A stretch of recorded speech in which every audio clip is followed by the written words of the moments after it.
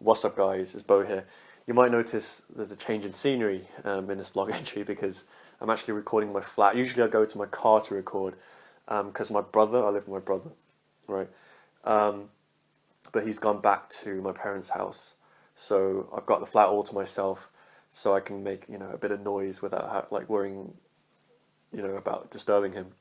But in this entry, I want to talk to you guys about how to learn and the failure of school to facilitate that, right? Because school is actually quite detrimental to our learning, and I'm going to explain why. So let me open with a question, and that is, did you like school, right? Did you enjoy school? And it's okay if you didn't, because I didn't particularly enjoy school. I actually didn't enjoy school at all, even though there were fun sides to school. I never, I didn't really enjoy school. I don't have that many fond memories of school. There were fun sides. There were some subjects that were interesting. It was cool being with kids that were your age that you could talk to. But ultimately I didn't enjoy school, and that meant that I didn't really enjoy learning. I did enjoy learning. I hated studying because it was just boring and draining, and it was like having someone force you to to eat. It's like someone trying to force something down your throat kind of thing. But having said that, I didn't completely hate learning, right? For example, I loved learning about my favorite video games, right? I used to love video games as a kid. I would kind of sit down and just I'd buy magazines and stuff and just learn about my favorite video games, the story, the characters, the ins and outs of the game, like the battle system, if it was like a role-playing game or something.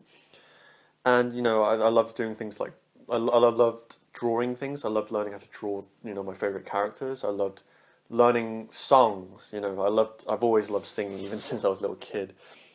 But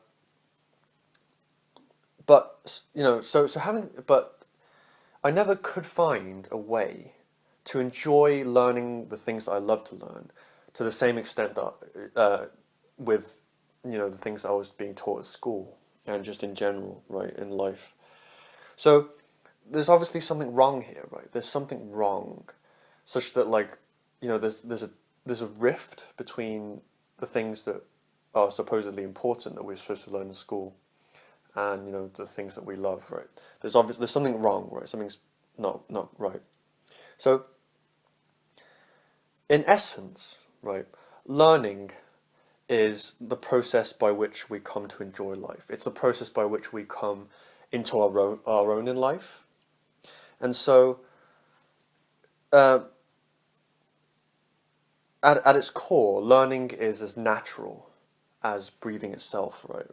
We do it as, when we come out from the womb, we learn to walk. Imagine if you never learned how to walk or chew food or speak, right? Imagine if you never learned how to do those things.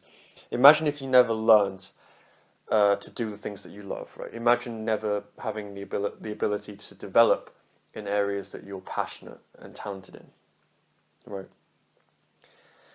Now, this is the importance of learning, right? Learning is a life skill. Learning is something that we do. It is within our nature, So, learning doesn't quite stop at school. Rather it ended in school for many people. And as such, we need to basically, for many of us, we need to relearn how to learn properly, right? So school hasn't done a particularly good job. And the reason is because it doesn't teach us the most important aspect of learning, right?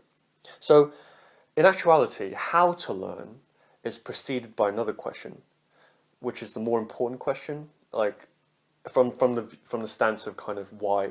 Well, it is why we should learn, right? Why to learn precedes how to learn, right? And that is something that schools never teach. Schools never teach us the why. Instead, they kind of give us a why without really kind of explicitly teaching us, which is essentially that you have to learn.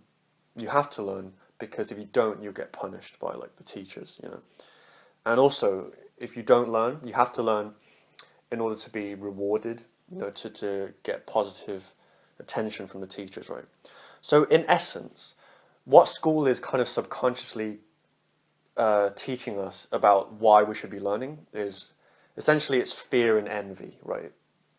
So you have to learn to avoid punishment from teachers, right? From the scary teachers. And you have to learn if you want the same attention and prestige, privileges that like the good students get, right? So, these are actually kind of pretty shitty reasons to learn, right? You know, and this is the reason why school destroys our learning once we leave. If not way before, right? If not kind of during it. And so, let's now talk about how human beings learn, right? So, first of all, in order to undo all of the kind of the conditioning that we've received from school, we have to tackle the why, right? We have to ask ourselves why we want to learn. The true why, and I've just said it, the true reason we should learn is because we want to learn, right? Because we have a desire to learn. Because there is a benefit that we can feel that will arise from us learning, the thing that we're going to learn. And therefore, we learn because we are curious about that thing, or because we perceive that it will be fun to learn that thing. And this is exactly why I loved to learn, about my favorite games, that kind of thing, because it was fun. It didn't feel like work, right? Which it does feel like when we're in school. Like we're kind of taught to link, learning something new with hard work, like pain, essentially. So that's why a lot of us are put off by it. This can be initially difficult at first because, when we're trying to learn new things, this conditioning kicks in and we just get like, oh, it's going to be hard work, right? And we get put off and we become lazy and we start to procrastinate. And generally we have an ineffective kind of approach to learning. So to combat this, the first step is to follow your joy, right? This is the exact same as, tapping into your sensitivity. And it's linked, right? We learn to follow our joy to come into knowing ourselves and also to think for ourselves, right? So learning things that we can truly, truly enjoy. So like we learn it because we want to learn it. And then the other step is to train our positive focus, right? So I also covered this in a previous video, positive focus, about subjective morality and stuff like that. But essentially, it means finding more and more positive feeling reasons for learning the thing that we're trying to learn, right? So finding more and more kind of reasons that feel good, that will motivate us. So it's like kind of like positive motivation towards learning what we want to learn. And I'm going to use an example, which is that I love learning, I love playing the piano, right? And now I love learning to play the piano. It didn't used to be like this. I used to like be really kind of, like I used to procrastinate a lot, when it came to actually learning something new on the piano instead of just playing things I already know. Like I'd be like that feeling would come in, it'd be like, oh, it's going to be hard work, right? But essentially what I did was I took it slowly, bit by bit, and I slowly trained my positive focus onto actually the excitement that would come from being able to play more stuff on the piano and becoming a better player, like improviser and composer, right? So I shifted my focus from the pain of having to learn something to the benefits that I would get from learning, the excitement, I can play so many more things if I learn this thing, right? So that is ultimately it, but I know what you're thinking, and you're right, of course, life isn't all sunshine and rainbows, right? So sometimes we just have to learn something that we don't want to learn, and, it's just the way that life is in, modern society. But there is a difference between this, right? Having to learn something, in life, like for example for like a job or like for your career or something like that, versus the learning that you did at school, right? And they both have with both of them you have to learn the thing that you're learning, but really in both cases you don't really have to learn something. Like you never really have to do anything in life. No one's really like only you decide whether or not to do something and to learn something, right? But in the first case, the why of learning falls on you, right? So the case where like you want, like you're feeling that you have to learn something in order to achieve something in life, that why falls on you. Whereas when you were being taught by your teachers, then the why fell on someone else. It fell on your teacher, right? And the thing is, right, out of all of the teachers that you could have, there is no better teacher than life. You can really trust life to teach you a lesson that like will be really beneficial for you. Like, you know, when it comes to knowing what is good for you, there is no other. Life really knows what's good for you, so you can trust in like the things it throws at you, and you trust that it always wants the best for you, right? As opposed to someone else who might not know what's best for you. So when life throws you a learning challenge, you have ownership of the why. You have potential ownership. You can provide yourself with your own why, and the possibility for fun then comes into the picture, right? Initially you might be hating it, but when you get better at it and you can develop your own why for why you're doing it, then it can become fun, So that's the why, we've been talking about why. Let's now wrap up with the how. So first, we should each discover our own learning style, right? And, in school, there was only ever really one learning style, which is to sit down, shut up, and listen to whatever the teacher says, right? And just do as you're told. But, not everyone learns like that, really. Like, very few people actually learn like that. Like, some people learn by, doing the thing, kinesthetically. Some people learn by teaching it to other people. Some people learn by other weird things, like some people learn by forgetting and just going for a walk. Everyone has their own learning style, so it's up to us to discover our own learning style and to tailor all our learning to that, so that like we learn more effectively. So whatever, your learning style is what enables you to learn the quickest and the most effortlessly. It is your natural way of learning. And and in addition, with each learning style, so when you discover your learning style, there are two general approaches for integrating and applying the knowledge that you gain from learning. And the first is systematic learning, right? So what this means is systematic learning is like linear, step-by-step, logical learning, right? And this approach involves ultimately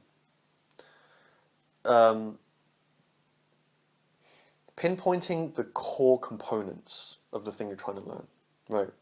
So the core building blocks. So the key ideas or concepts or actions that constitute basically the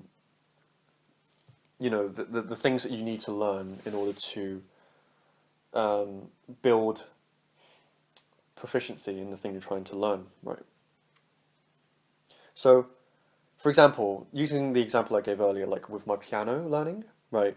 With my piano learning, I approach it systematically by I've outlined all of the fingerings for piano for every single scale, every single chord, and every single key, right? So, and then I practice those, one by one, in like a linear, rigorous way, and then basically when I find something that I'm not that I have trouble with playing, then I zoom into it, right? I go into like I go like even kind of the individual fingerings for each note, and I tackle it like that. So this is the approach. Basically, you zoom in and you go into each area to make sure that each kind of individual link is kind of perfected, right? Is learned. And the outcome of this approach is automatic mastery. And what I mean by this is that, like, if it's a physical skill, then it means that you can do the action, you can do each action without having to think about it and with minimal effort. And if it's, knowledge, then you can kind of regurgitate it without having to think about it. And it's fully committed to memory so that you can recall it whenever you want, right? So it's kind of making it second nature to you. And the second approach is what I like to call immersive learning, right? And this approach is kind of more natural for people who are less logical by nature and more kind of intuitive. So like someone like me, right? And it involves basically diving into the thing you're trying to learn and just basically feeling it out. And basically you let kind of each idea lead into the next idea, just like naturally, organically, without having any kind of predetermined order of doing things. So you're just kind of, all you're doing is getting a feel for how everything is connected. So with this approach, it's all about finding the connections between different areas and different actions, different ideas, different concepts, right? The connections. How is everything joined together, right? So, using the same example with me, like with piano, naturally I just like to sit down at the piano and just kind of let it rip, just play however I feel. And when I'm doing this, basically, I'm looking for connections. Like I like kind of linking different unusual chord progressions, chords together to form like unusual progressions, for example. And I like, just trying different things, like, how does this fit with this? How could this lead into this, that kind of thing.